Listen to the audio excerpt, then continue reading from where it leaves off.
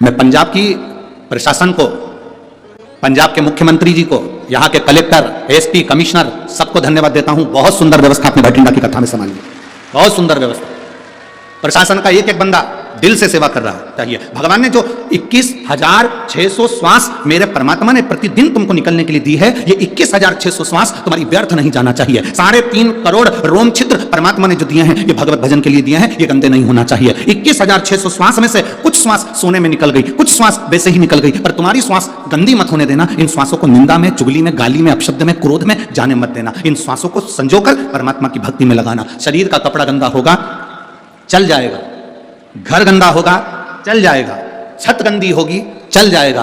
कुछ जगह गंदी होगी, चल जाएगा, पर इस मन को कभी गंदा मत होने देना। इस मन को स्वच्छ बनाकर रखना, क्योंकि परमात्मा इसी में प्रवेश करता है, भगवान इसी में प्रवेश करता है, परमात्मा इसी में पहुंचता है। एक पत्र है,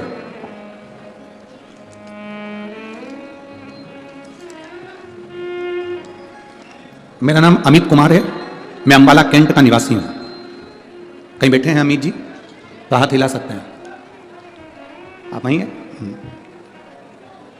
आ जाइए, आओ, आ जाओ, जाओ।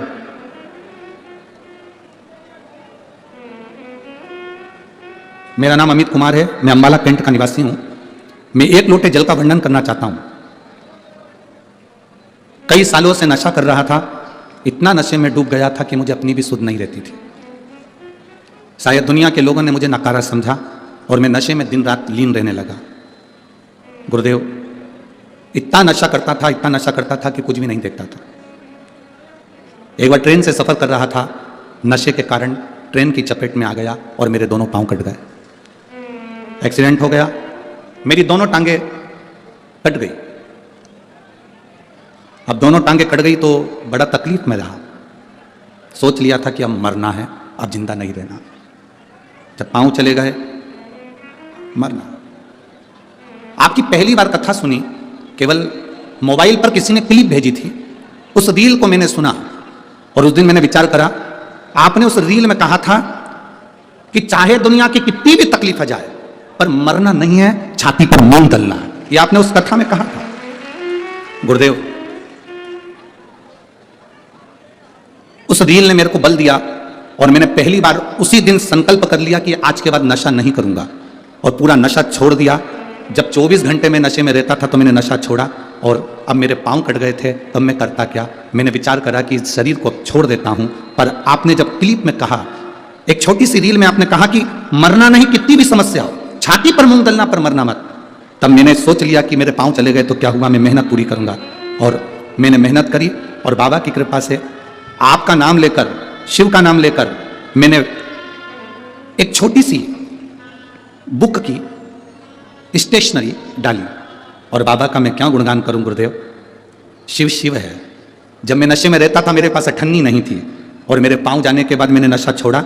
और जब मैंने स्टेशनरी डाली, उस स्टेशनरी को डालने पर मेरी बेटियां दोनों उस स्टेशनरी को करने लगी। पहले तो स्टेशनरी चलती नहीं थी तो बेटियां भी रोती थी, पापा कुछ नहीं है, अब हम करें क्या? हम उनको बल देते थे, सियोर वाला महाराज कभी झूठ नहीं कर सकता, शिव पुराण कभी झूठ नहीं कर सकती, तुम चिंता मत करो, दिल लगाओ उस स्टेशनरी में। और मैं और मेरी बेटियां जब स्टेशनरी चलाने लगी, आज बाबा की कृपा से हमको बाबा ने सब कुछ दे दिया गुरुदेव, और मैंने मरने का भी अब वो विचार छोड़ दिया। मैं बाबा को यहाँ धन्यवाद देने आया हूँ।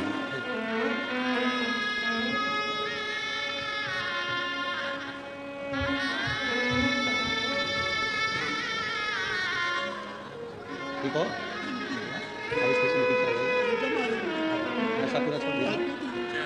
ठीक है बेटी, ठीक चल रहा है, रजिस्ट्रेशन ठीक है, बाबा अच्छा करेगा।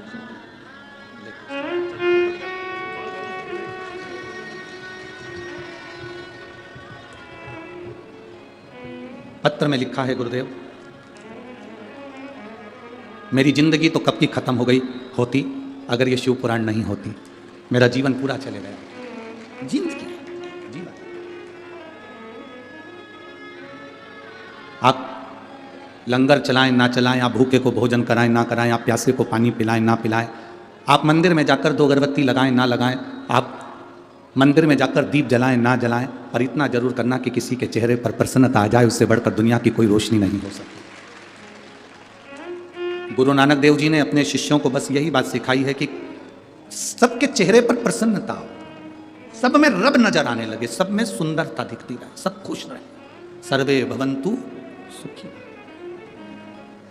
सुखी ना।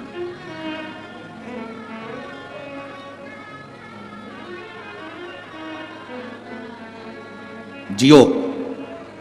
मैं पूरे भारत और विश्व के लोगों से कहूंगा, इस व्यक्ति से एक बल भी ले लो, पांव चलेगा पर हिम्मत नहीं तोड़ी, शिव पुराण पर अटल रहा,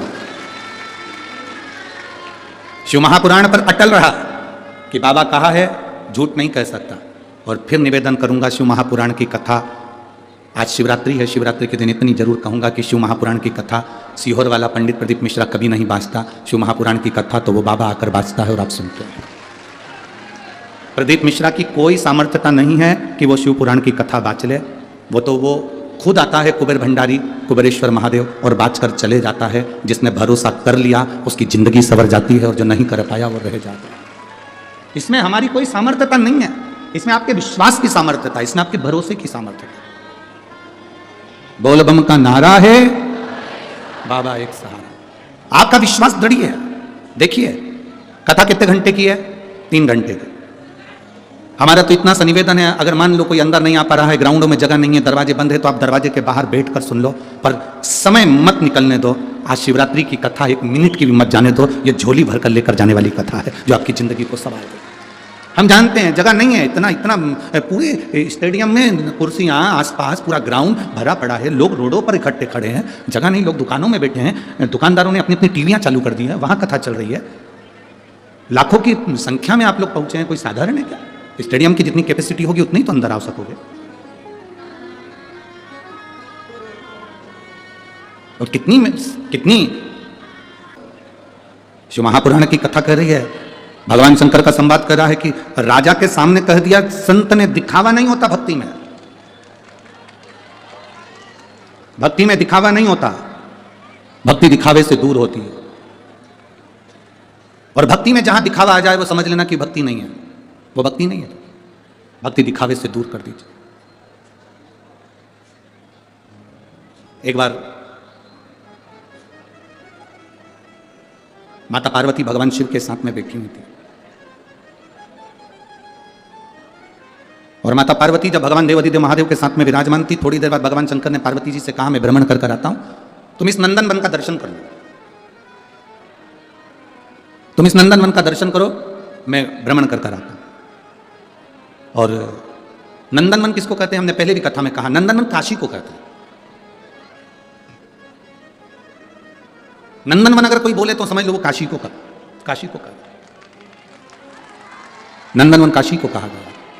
और भगवान देवाधिदेव महादेव ने कहा कि आप नंदनवन का दर्शन करो, मैं भ्रमण कर आता हूं। शिव जी भ्रमण के लिए निकल गए, भगवान शंकर भ्रमण के लिए निकल गए, और नंदनवन का दर्शन माता पार्वती जी कर रही थी। थोड़ी देर बाद आकर बाबा देवाधिदेव महादेव बैठ गए। जैसे ही शिव जी बैठे, पार्वती जी पीछे से आकर उनके नेत्रों को बंद कर लो। जैसे ही नेत्रों को बंद करा, नेत्र का स्पर्श माता पार्वती जी के हस्त कमल से हुआ। आंख बंद करते से उनकी आंख से एक आंसू निकल गया। उस आंसू से एक बच्चे ने जन्म ले लिया जिसका नाम अंधकासुर। क्या नाम है उसका? अंधकासुर। उस बच्चे ने जो जन्म लिया उसका नाम अंधकासुर था। अब अंधक को गोदी में माता पार्वती जी ने लिया, और पार्वती जी ने गोदी में लेकर भगवान शिव से कहा कि ये मेरा पुत्र है, आपके द्वारा प्रकट हुआ है, इसको मैं अपने पास रखूंगी। शिव जी ने मना कर दिया, नहीं पार्वती, ये मेरे नेत्र बंद करने के बाद प्रकट है। ये कथा हमको सीखने के लिए है। भूखे को भोजन कराना है, जीते जी करा लो। प्यासे को पानी पिलाना है, जीते जी करा लो। लंगर लगाना है, जीते जी लगा लो। हम उल्टे चलते हैं। मरने के बाद हम ब्राह्मण को घर में बुलाकर कहते हैं, सब लोग हम तुम्हें को भोजन करा दे, मेरे पूर्वजों को मिल जाएगा। शिव महापुराण की कथा कहती है, अपने जीते जी अपने हाथों से दान करते चलो, अपने जीते जी अपने हाथों से पुण्य करते चलो।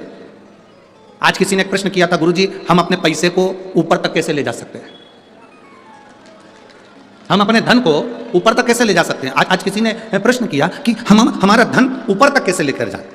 आपके पास कोई, जैसे आप शुगर का उपाय बता देते हो, जैसे आप बीमारी के उपाय बता देते हो, किडनी लीवर के उपाय बता देते हो, जैसे आप हर चीज़ के उपाय बता देते हो, और लोग उसको कहते हैं कि आपने उपाय बताया, टोटका बताया, ये बताया, तो आपके पास कोई ऐसा उपाय है कि हमारा पैसा हम ऊपर ले जाएं?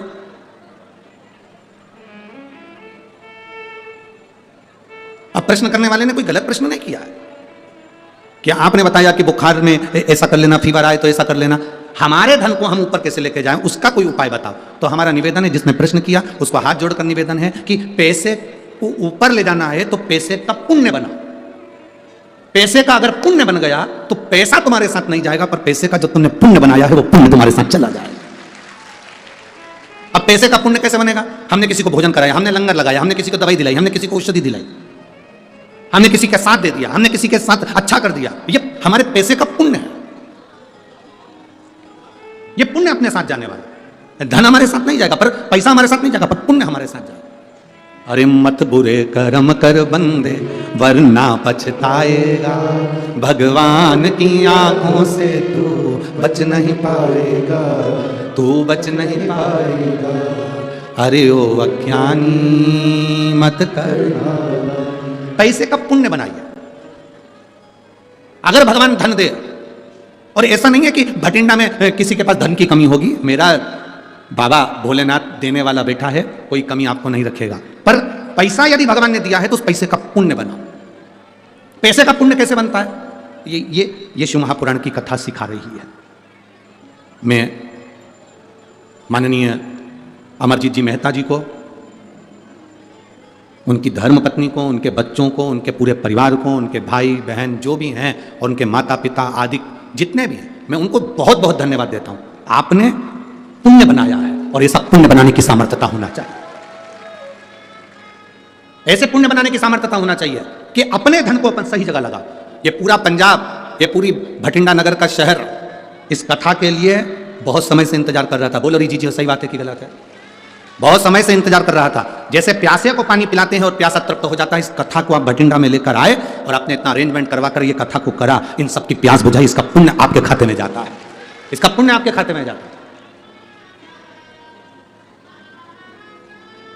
लाख आप अपने बच्चों का ब्याह करना, लाख आप अपनी बेटियों का ब्याह करना, अपने भाई का ब्याह करना, इसका ब्याह करना, उसका ब्याह करना, जो आनंद आपने जो 7 दिन की शिव पुराण में लिया होगा वो आनंद तो आपको विवाह में भी नहीं आएगा, क्योंकि ये भक्ति भगवान की है, ये अविरल भक्ति है, अविरल भक्ति।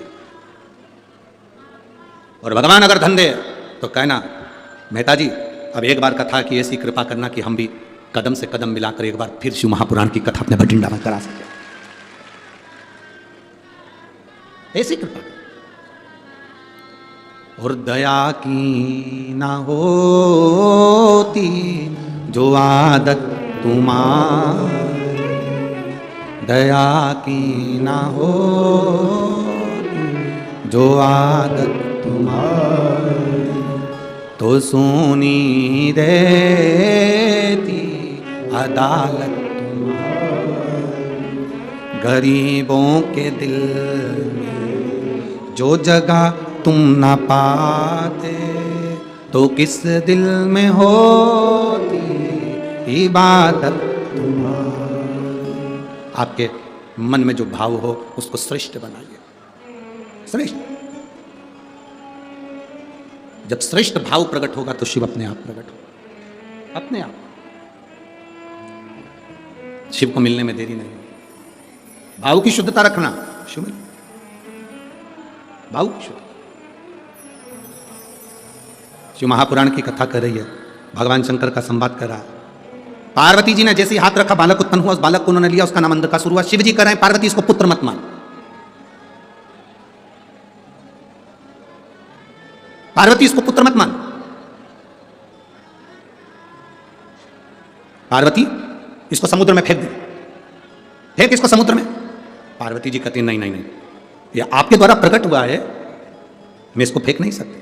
शिव जी कह रहे हैं मेरे नेत्र बंद थे उसके बाद प्रकट हुआ है। आपसे पूछेंगे एक बात, उत्तर जरूर देना। दिन में कोई तुम्हारे यहां आए, दरवाजा बजाकर तुम्हारे यहां आए, बेल बजाकर तुम्हारे यहां आए, वो तुम्हारा कौन कहलाएगा? अतिथि, मेहमान। बोलो सही है कि गलत है? रात को तुम सो गए, दरवाजे बंद, खिड़की में से कोई आए, अतिथि कहलाएगा? चोट्टा, वो अतिथि नहीं कहलाएगा, वो चोर कहलाएगा। दिन में आता, बेल बजा कर आता, दरवाजा बजा कर आता, हम उसको चाय भी पिलाते, भोजन भी कराते, अतिथि का आदर भी करते। अतिथि देवो भव। अब रात को आ रहा है, सब सो गए, खिड़की तोड़कर, दरवाजा तोड़कर पीछे से आ रहा है, तो वो अतिथि नहीं, वो चोर है। शिवजी कह रहे हैं मेरे नेत्र खुले होते और मैं इसको प्रकट करता तो मैं अपना पुत्र मानता, परंतु मेरे नेत्र बंद हो गए थे तब ये प्रकट हुआ, इसलिए ये मेरा पुत्र नहीं है, ये असुर है। फेंक दे इसको समुद्र में, इसको समुद्र में फेंक, इसको समुद्र में डाल दे। ये मेरा पुत्र नहीं है, डाल दे इसको समुद्र में। पार्वती जी ने उसको गले से लगा लिया, ये मेरा बेटा है, ये मेरा पुत्र है, ये मेरा बेटा, मेरा पुत्र है। और यदि ये मेरा बेटा है और मेरा पुत्र है तो मैं इसको कैसे कैसे समुद्र में डाल सकती हूं? मैं नहीं डाल सकती। दुनिया बड़ी विचित्र है। एक लड़का लड़की के पास बैठा था, प्रेमी प्रेमिका के पास बैठा था और बैठे हुए उससे कह रहा था,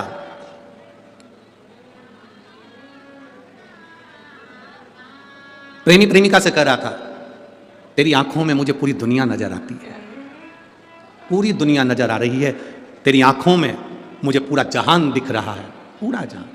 एक पास में व्यक्ति बैठकर रो रहा था। वो व्यक्ति इसके पास आकर बोला, भैया, ए भैया, बोलो, आपको आपकी इस प्रेमिका की आंखों में पूरी दुनिया नजर आ रही है, 2 दिन से मेरी भैंस खो गई है, तुम ढूंढ दो उसका एड्रेस। एक कहना, एक बात अपने सामने प्रकट कर देना एक अलग प्रसंग हो जाता है कि किसी ने कह दिया, एक लड़की लड़के से बोली कि तुम चिंता मत करो, एक बार अपनी शादी हो जाए पूरे घर को स्वर्ग बना दूंगी। अब लड़का समझ भी नहीं पा रहा कि वो कह रही है एक बार शादी हो जाए पूरे घर को स्वर्ग बना दूंगी। जब घर स्वर्ग बन जाएगा तो रहने वाले सब, जम के तो बोलो जरा, स्वर्ग वासी। तुम एक बार बस शादी हो जाने तो मैं सारे घर को स्वर्ग बना दूंगी। इतनी बड़ी बड़ी बात लोग करते हैं, इतनी बड़ी बड़ी बातें। तुम बोलोगे जैसा मैं पूरे घर को स्वर्ग बना दूंगी, जो कह रही है ना घर को स्वर्ग बना दूंगी, 25 मेहमान घर में आ जा, कह दो कि खिचड़ी बना दे तो नहीं बना, छोला भटूरा बना दे तो नहीं बना, और घर स्वर्ग बनाने चाहिए। तो इतनी बड़ी बड़ी बात क्यों कहना? शिव महापुराण के अंतर्गत संत, साधु, सन्यासी, तपस्वी, साधक, उपासक, एक असली गुरु, एक साधक, एक उपासक, एक संत कभी बड़ी बात नहीं करता। शिव महापुराण कभी बड़ी बात नहीं कहती कि शिव पुराण ने यह करा। शिव पुराण तो ये कहती है जिसने बाबा पर भरोसा करा उसका एक पत्र है, देखिए।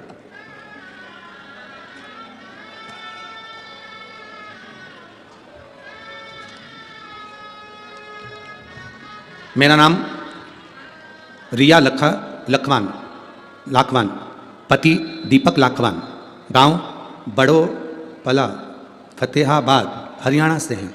कहीं बैठे हैं तो हाथ हिला सकते हैं। आप यहाँ हाथ हिला दिए। श्री शिवाय नमस्तुभ्यं। फतेहाबाद हरियाणा से आए हैं। दोनों भाई आए हैं आपके? आए हुए हैं दोनों भाई आए हैं? आ जाओ दोनों आ जाओ। मेरा नाम रिया लाखवान, पति दीपक लाखवान, गांव बड़ोपल, फतेहाबाद, हरियाणा से आए। हम बाबा के एक लोटे जल का वर्णन करना चाहते हैं। 10 फरवरी 2023 को मेरे पति दीपक कुमार और मेरे देवर सुशील कुमार दोनों भाई गाड़ी से जा रहे थे। अचानक उन दोनों का एक्सीडेंट हो गया। रात्रि के 10:30 बज रहे थे और उनका एक्सीडेंट हुआ। एक्सीडेंट होते से उनको कोई व्यक्ति मिला और उनको हॉस्पिटल में ले जाकर एडमिट कराया।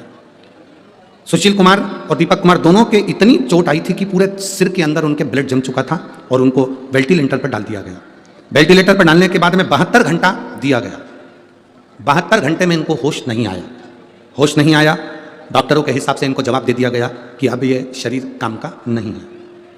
जब वेंटिलेटर से उठाएंगे ये शरीर किसी काम का नहीं रहेगा। 72 घंटे भी निकल गए, सारा समय निकलता गया। ऑपरेशन की तैयारी होगी, भेजे को खोला गया, सिर को खोला गया। सिर को खोलकर उसमें जो ब्लड जमा हुआ था, डॉक्टरों के हिसाब से इन दोनों की याददाश्त पूरी जाना है और पूरी याददाश्त इन लोगों की जैसे ही ऑपरेशन हुआ करना पड़ेगा वैसे ही इनकी याददाश्त चली गई। दोनों भाइयों की याददाश्त चली गई। दोनों कोमा से थोड़े से बाहर आए, पहचानते नहीं थे, पड़े रहते थे, जिसका फोटो मैं लगा रही हूँ। आप फोटो भी एक बार दोनों भाइयों का देख लीजिए। जितने लोग टीवी पर देख रहे हैं टीवी पर, जितने लोग एलईडी पर देख रहे हैं एलईडी पर, और जितने मोबाइल पर देख रहे हैं मोबाइल पर, दोनों भाइयों के फोटो देखिए कि दोनों याददाश्त नहीं है, शुद्ध नहीं है, एक बॉडी की तरह बस केवल पड़े हुए हैं। आप लोग अगर देखेंगे तो दोनों के फोटो में आपको दिखेगा कि दोनों पड़े हुए हैं और दोनों पड़े हैं, किसी काम के नहीं। इधर की आवाज क्यों नहीं करते बाबा?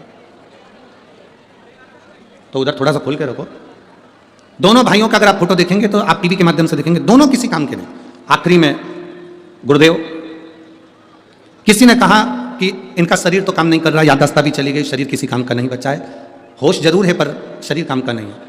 एक बार सीहोर जाते हैं, वहां से कंकर शंकर की पूजन करके रुद्राक्ष लेकर आते हैं और वो प्रयोग कर देते हैं। हम सीहोर गए, रुद्राक्ष लाए, तांबे के कलश में गलाते हैं, शिव जी को चढ़ा देते हैं, उस पानी को इनको पीने को देते, थोड़ा थोड़ा इनके चेहरे पर लगा देते, थोड़ा थोड़ा इनके शरीर पर लगा देते।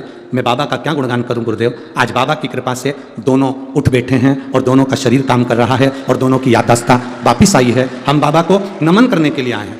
बस एक ही प्रार्थना है, इस व्यासपीठ की बेलपत्र का बड़ा महत्व सुना है, इसलिए निवेदन है एक बेलपत्र मेरे भाइयों को जरूर दें। ये बाबा की कीमती शिव तत्व आ रहे हैं। शंभु त्रिकालदर्शी है, शंकर कैलाशी है और तेरा ही दिया मैंने खाया पिया है, तेरा शुक्रिया तेरा ये शुक्राना देते रहो बाबा को।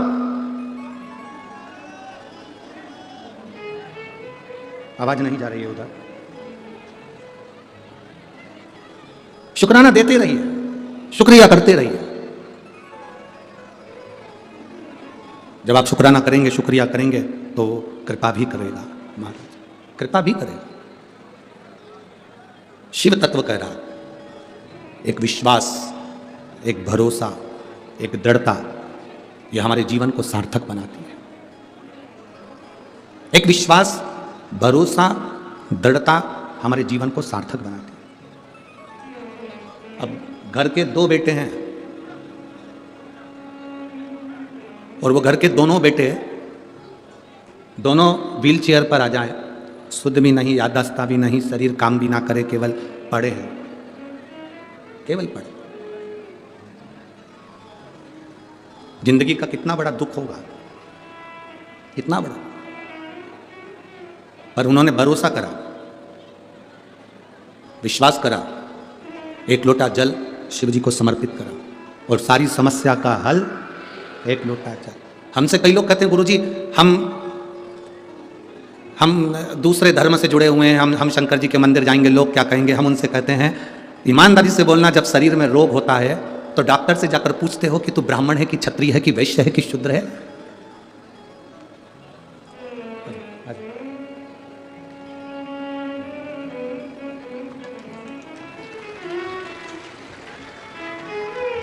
ठीक है बाबू, आराम है, चलिए। रो नहीं बाबू, रोते नहीं, अब तो खुश हो ना, बाबा ठीक कर इसको, रोना नहीं। अब तो बाबा सब अच्छा करा है तो ये भी अच्छा है।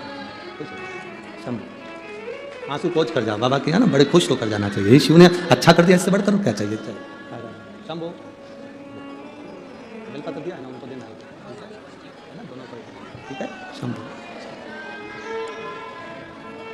अरे खाली ना जाता कोई दर से तुम्हारे, खाली ना जाता कोई दर से तुम्हारे, मैं भी खड़ी हूँ नन्ही बाएं बसा, अपने हृदय से लगा लो, गिरा जा रहा हूँ, उठा लो, भोले अपने दर से अब तो ना टालो, गिरी जा रही हूँ, उठा लो। उसका भरोसा एक दृढ़ हो, विश्वास पक्का, सुनता है। शंकर की कथा कर रही है, ये मेरे नेत्र बंद करने के बाद प्रकट हुआ, फेंक दे समुद्र के अंदर ना।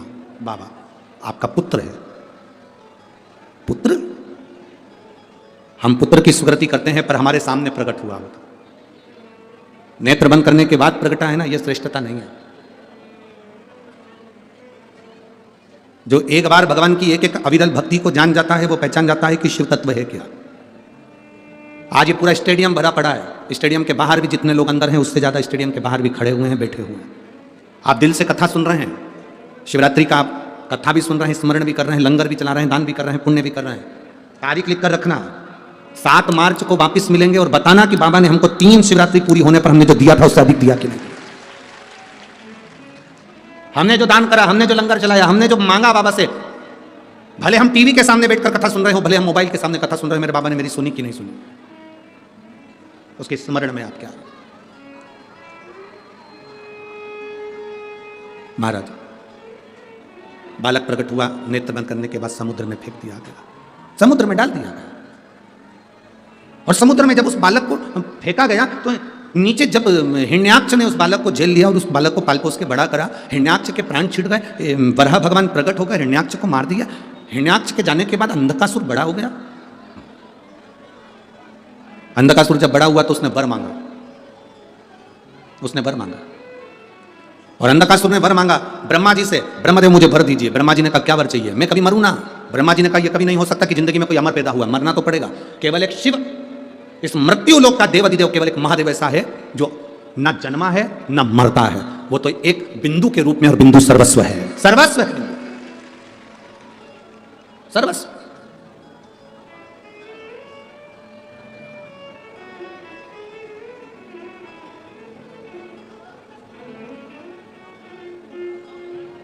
भारत की भूमि पर एक शिव जी का मंदिर ऐसा है जहां गुरु नानक देव जी बैठकर, गुरु नानक देव जी जहां बैठकर नामदेव जी महाराज को शंकर की विभूतियों का वर्णन कर रहे हैं। वो महाराष्ट्र का औंडा नागनाथ मंदिर है, जहां पर सिख धर्म के लोग भी सबसे ज्यादा जाते हैं और हिंदू भाव भी बहुत अधिक संख्या में, सारे धर्म का व्यक्ति वहां दर्शन के लिए जाता है। जहां पर गुरु नानक देव जी बैठकर स्वयं नामदेव जी महाराज को ज्ञान चर्चा दे रहे हैं। जो नामदेव जी महाराज संत शिरोमणि है, साधक है, उपासक है, संत है, तपस्वी हैं, दो संत आपस में बैठकर वहां चर्चा कर रहे हैं, संत गुरु नानक देव जी और संत नामदेव जी महाराज।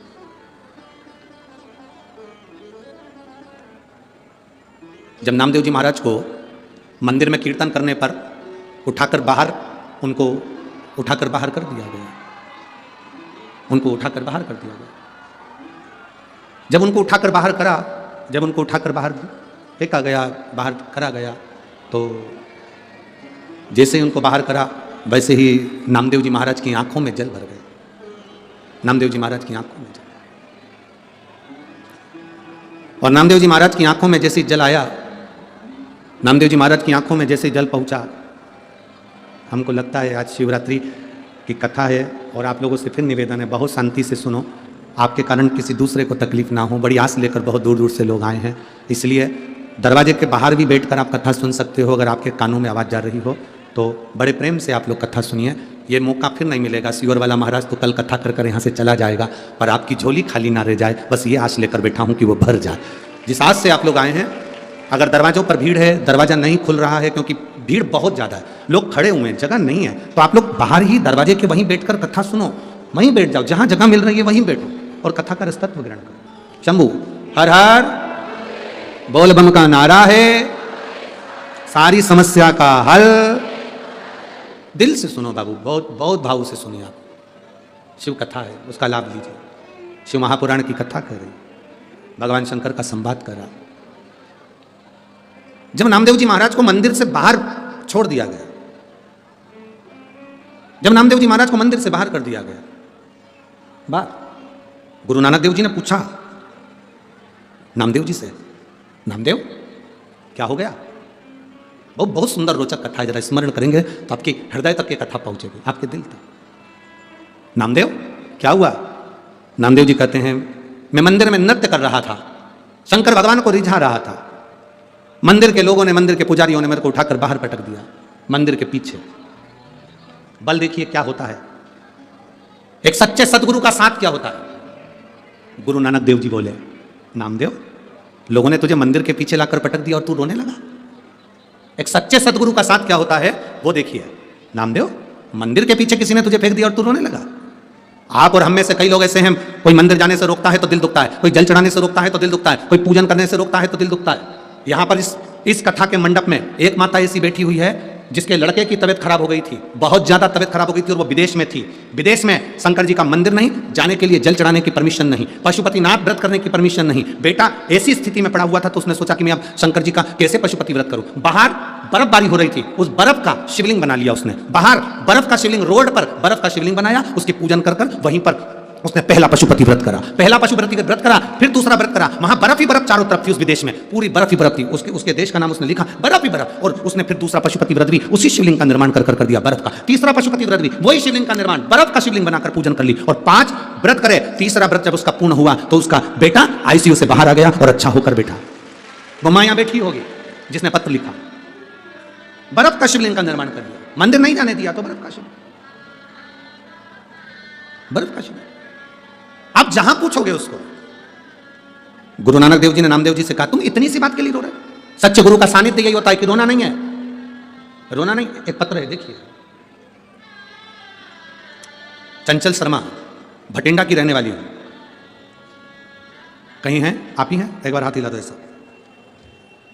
मैं चंचल शर्मा, भटिंडा की रहने वाली हूं। गुरुदेव, मेरे पति का लीवर 5 साल से डैमेज था, पूरा डैमेज लीवर है। सभी डॉक्टरों ने जवाब दे दिया था कि ये कुछ महीने के मेहमान हैं। डॉक्टरों ने जब जवाब दे दिया कि कुछ महीने के मेहमान हैं, इनकी आयु केवल 2 से 3 महीना बताई गई थी, और डॉक्टरों ने हाथ ऊंचे कर दिए क्योंकि 5 साल से लीवर बेकार था, पूरा लीवर डैमेज था, दवाइयां भी असर नहीं कर रही थी। गुरुजी, मेरी पड़ोसन के कहने पर मैंने पहली बार आपकी कथा सुनी और मेरा विश्वास जागृत हुआ। आप कहते हो कि सीहोर का रुद्राक्ष केवल रुद्राक्ष है, मैं कहता हूं सीहोर की कुबेरेश्वर धाम की भूमि भी शंकर की भूमि से कम नहीं, कैलाश पर्वत से कम नहीं है। मैं बाबा को वहां विनती कर आई, गई, एक रुद्राक्ष लेकर आई, और बाबा को मैं वो रुद्राक्ष पानी में गलाकर शिव जी को चढ़ाने लगी। बाबा, मैं बाबा का क्या वर्णन करूं, आज मैं कथा के पंडाल में बैठकर सौभाग्यवती होकर मैं बाबा को धन्यवाद देती हूं। जहां डॉक्टरों ने 2 से 3 महीने दिए थे, आज मेरे बाबा ने लाज रख ली और उनका पूरा लीवर काम करना प्रारंभ कर दिया। मैं बाबा को यहां धन्यवाद देने के लिए आई हूं। आप ठीक हैं बाबू? एक बार हाथ हिला दो। श्री शिवाय नमस्तुभ्यम। बैठिए। मैं भटिंडा की रहने वाली चंचल शर्मा, भटिंडा से, शिव तत्व है वो, घटिया भजन कभी कम ना करिए। तो उन्होंने एक लाइन लिखी है, आप हमारे भटिंडा में आए, ये हम सबका सौभाग्य है, ये हम सबका आनंद है। ये हम नहीं आए हैं, ये तो कुबेरेश्वर महादेव मेरा, भोलेनाथ मेरा, काशी विश्वनाथ मेरा, शंभू मेरा, त्रिकालदर्शी, कैलाशी अविनाशी यहाँ पहुँचा और उसने कृपा करी। और मैं तो कहूँगा माननीय अमरजीत जी मेहता जी को धन्यवाद दूंगा, और पूरी प्रशासन को, पूरे बांके बिहारी सेवा समिति को धन्यवाद दूंगा, जिन्होंने इस पवित्र कथा का लाभ आप हमको दिया है। संपूर्ण संपूर्ण। अब जवाबदारी आपकी और हमारी है कि हम कितना ग्रहण कर रहे हैं। अब जवाबदारी आपकी और हमारी, हम कितना ले रहे हैं इसको, शिव पुराण को, ये हमारे ऊपर। अरे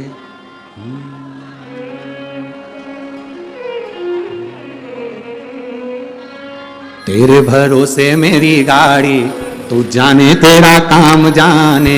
बाबा, तेरे भरोसे मेरी गाड़ी, तू जाने तेरा, बाबा तेरे भरोसे मेरी गाड़ी, तू जाने तेरा काम जाने। बाबा तेरे भरोसे मेरी गाड़ी, तू जाने तेरा काम जाने, तू जाने तेरा काम जाने, तू जाने तेरा हो। बाबा से दोनों हाथों से प्रार्थना करते हुए, तू जाने तेरा काम जाने, तू जाने तेरा काम जाने, तू जाने तेरा काम जाने, बाबा तेरे भरोसे।